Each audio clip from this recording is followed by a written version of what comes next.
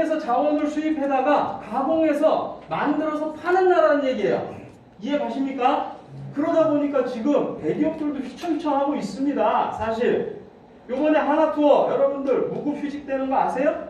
뉴스를 보신 분이라면 다 아실 겁니다. 여행업계는 지금 완전히 초토화예요. 여러분들 그거 시작입니다.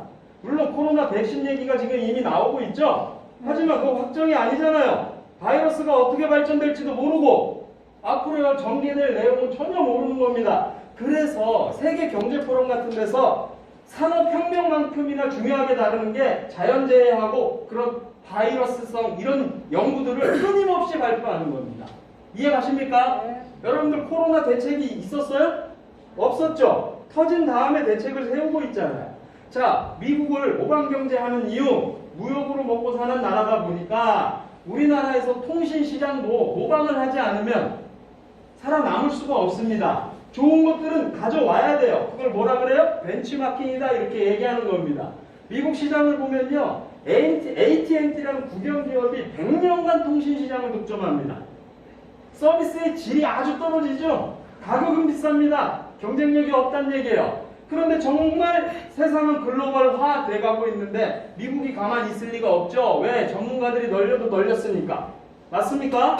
대한민국 사람, 머리 좋은 사람, 똑똑한 사람이 어디로 가요? 나사로 가는 겁니다. 대한민국에 남아있는 사람도 많겠지만 대한민국 사람이 유난히 전 세계에서 머리 좋은 사람이 꽤 많아요. 그러다 보니까 나사에 우리나라 사람 꽤 많습니다. 중요한 건 미국 정부는 이미 알았어요. 경쟁력을 갖추자, 민영화를 시키는데 몇 개? 3,000개가 넘는 통신사를 등장시켜요. 서로 피 터지게 싸우는 얘기입니다. 왜? 죽을 놈은 죽고 살 놈은 살고 경쟁 없는 놈은 죽고 경쟁이 뭐예요? 경쟁력을 갖추는 거잖아요. 서비스의 질은 우수해집니다. 가격은 저렴해져요. 그리고 WTO를 통해서 가장 강력한 힘을 휘두를 수 있는 미국이 할 수 있는 일을 통신개방 압력을 통해서 전 세계 통신시장을 잡아 먹어버리는 겁니다. 이해 가십니까? 여러분들한테 1996년도에 통신개방 압력 전에 공짜 코린이라는 이름으로 정책이 나오고 약 한 98년쯤에 실제로 국민세금 11조 정도가 투하가 되면서 여러분들 손에 폰이 들려지는 거예요. 그때는 이쁜 아가씨가 대리점 앞에 나와가지고 엉덩이 흔들면서 100원 가져가세요 폰이랑. 돈을 바꿔주는 게 아니라 돈을 주면서 줬어요.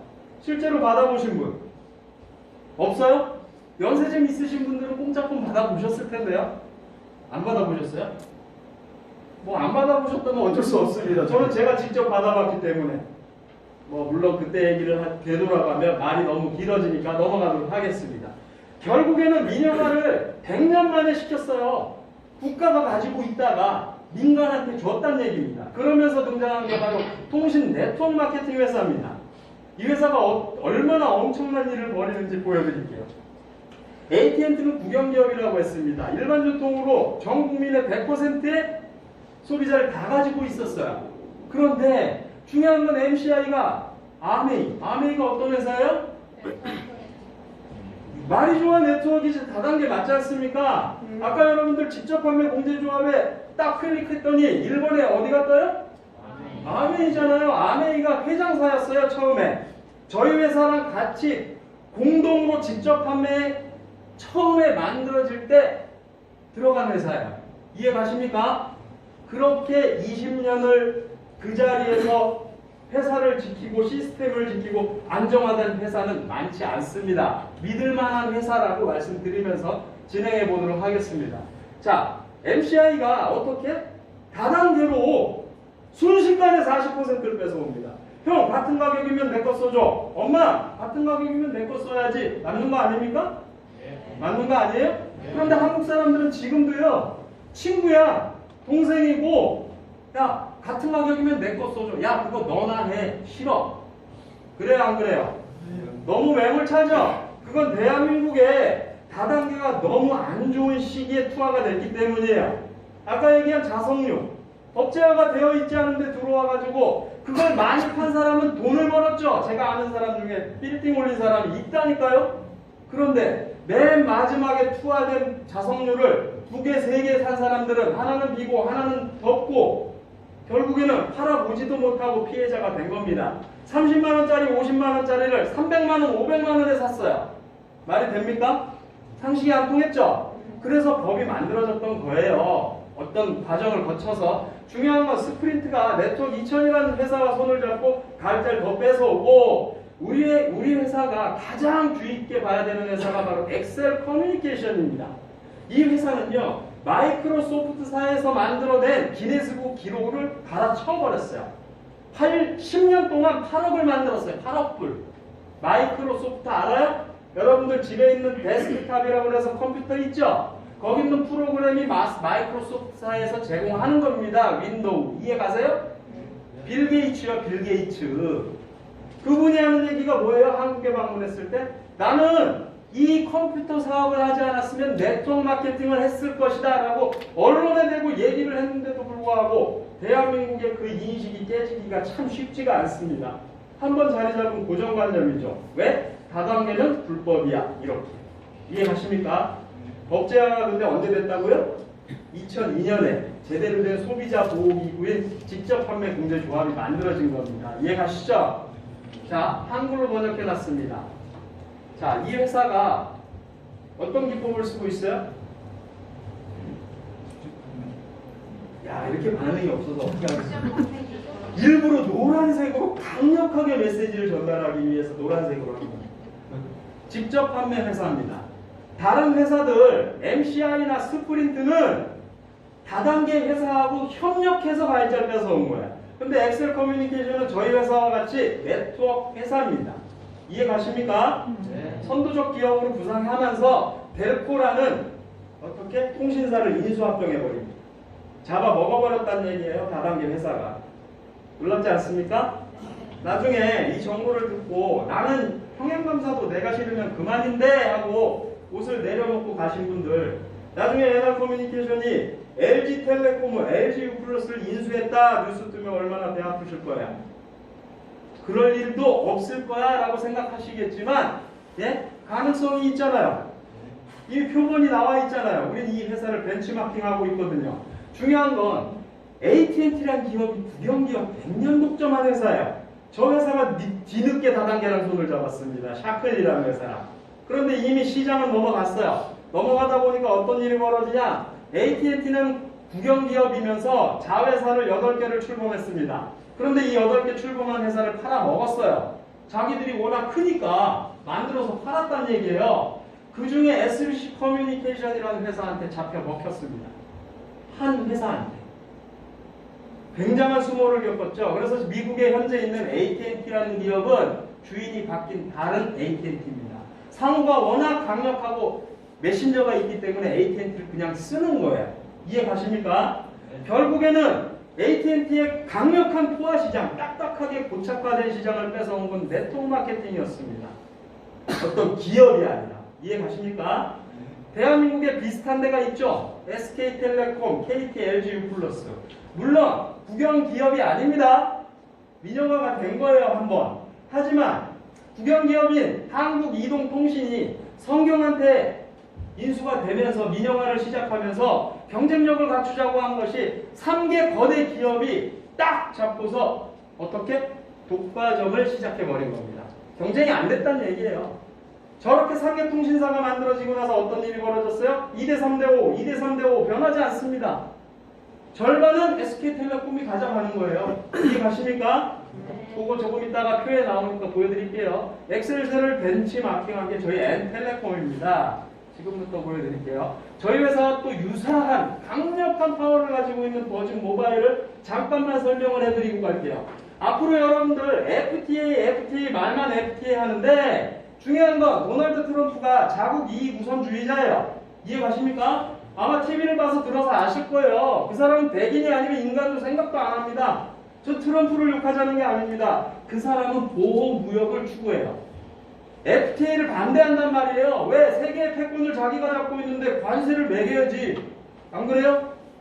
자유무역은 뭐예요? 관세를 철폐하겠다는 얘기입니다. 경쟁력으로 승부 보자는 얘기예요. 맞습니까? 네. 그래서 지금 여러분들 그나마 기회가 남아있는 겁니다. 자유무역으로 딱 완벽하게 풀리면 이미 통신시장 개방됐습니다. 개방은 됐어요. 그런데 여러 가지 조건상 FTA가 완벽하게 체결이 되지 않았기 때문에 이 많은 회사들이 일부만 들어왔습니다. ACN 지금 대한민국에 들어와서 유선전화, 인터넷전화 서비스 하고 있습니다. 그리고 다른 회사들도 일부 정통한 소식통에 의하면 몇 회사는 들어와서 한국 시장 조사하고 있어요. 이유가 있습니다. 시장은 이미 포화 시장인데 왜 조사를 하지? 제가 말씀드렸죠. 30조에서 끝날 게 아니라 800조까지 성장한다. 대한민국은 밀집 지역입니다. 조그만 땅덩어리에 사람들이 도시 집약형으로 많이 모여 살아요. 그리고 전국망이 잘 실현되어 있습니다. 서비스화가 잘 돼 있다는 얘기요. 이런 나라가 알짜배기라는 얘기입니다. 이해 가세요? 버진 모바일은요, 서비스를 저희와 똑같이 주력이 선불요금제입니다. 선불요금제. 물론 저희 회사 후불요금제도 있습니다. 경쟁력 있는. 중요한 것은 이들이 하는 바로 고객 유치 서비스는 광고에 광고비 들어가는 걸 원치 않아요. 그래서 고객이 고객한테 전달하는 그게 뭐예요? 네트워크 마케팅 회사입니다. 이 회사도. 버진 모바일을 검색해 보세요. 오스트리아 회사고요. 미국 전역이나 전 세계에 약 2억 명의 가입자를 유치하고 있는 대기업 수준의 통신사예요. 이해 가십니까? 자, 그러면 한국 시장을 봐야 되잖아요. 그래, 미국 시장은 그렇게 민영화돼서 경쟁력을 갖췄어. 그럼 대한민국은 어떻게 될 거고 엔텔레콤은 그 안에서 무엇 할 건데 나는 엔텔레콤의 다리를 딱 꽂고서 어떻게 돈을 벌어갈 건데 그걸 아셔야 되잖아요. 그죠? 사실 답부터 드리고 갈게요. 여러분들은 전문성을 갖지 않아도 됩니다. 가입자 유치하는데 이것만 하시면 돼요. 이것만. 거짓말을 하는 게 아니라 진정성을 가지고 갖거나 저렴하면 내 거 써줘. 이게 다예요.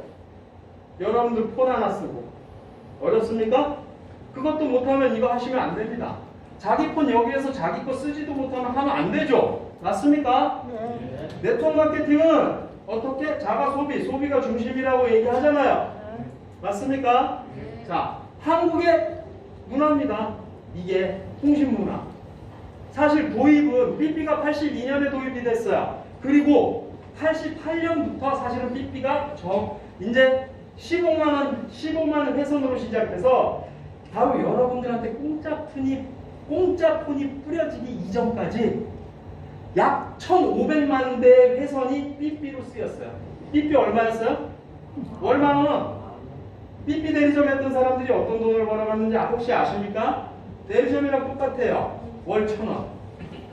가입자 하나 가지고 있는데 월 1,000원. 10,000명을 가진 삐삐 대리점 사장님이 얼마씩? 1,000만 원씩. 그런데 이번 달만 나오는 게 아니라 다음 달도 또 나오고 그 다음 달도 또 나오고 지속적이고 안정적인 권리 소득을 받아갔다는 얘기입니다. 그래서 현재 대리점, 휴대폰 대리점 사장님의 약 20%는 삐삐 대리점 했었던 사장님들이에요. 돈맛을 아시는 분들이죠. 이해 가십니까? 자, 중요한 건 대한민국은요, 제가 아까 말씀드렸잖아요. 미국이 WTO를 통해서 개방압력이 들어오니까 어떻게 해요? 이미 그걸 알고 한국이동통신을 성경이 인수합니다. 성경, 노태우 시절이었죠? 사돈 기업한테 줬다는 얘기예요. 약간 이 안에서 불합리한 것도 있지만 그건 배제하고 가도록 하겠습니다. 그리고 신세계 통신 사업이 나오고요. 중요한 건 통신시장 개방압력이 96년에 미국으로부터 직접적으로 시작이 되니까 자, 한국이 미국이랑 우호 관계예요? 적대 관계예요? 우호 관계예요. 예? 우호 관계예요? 네. 우호 관계 맞습니다. 그러다 보니까 형님 나 좀 봐줘. 유선 개방할게. 유선을 먼저 개방할게. 무선은 조금만 딜레이를 시켜줘. 이해 가십니까? 그리고 나서 대한민국 정부 세금 11조를 뿌려서 무슨 작업을 했다고?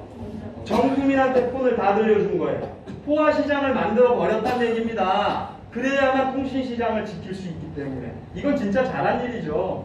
통신 시장을 빼앗긴 나라들, 아르헨티나 같은 나라는 통신 시장 개방했다가 우리나라보다 더 잘 사는 나라였어요. 그런데 국가 경제가 20년이 뒤로 훅 가버렸어요. 왜 그러냐? 국가 기관 사업이 통신, 전기, 가스, 수도, 도로, 항만, 철도 이런 것들은 빼앗기는 순간 국가가 흔들리는 거예요. 그러면 통신 막아야 돼? 안 막아야 돼요? 막았죠. 그리고 2001년에 개방한 겁니다.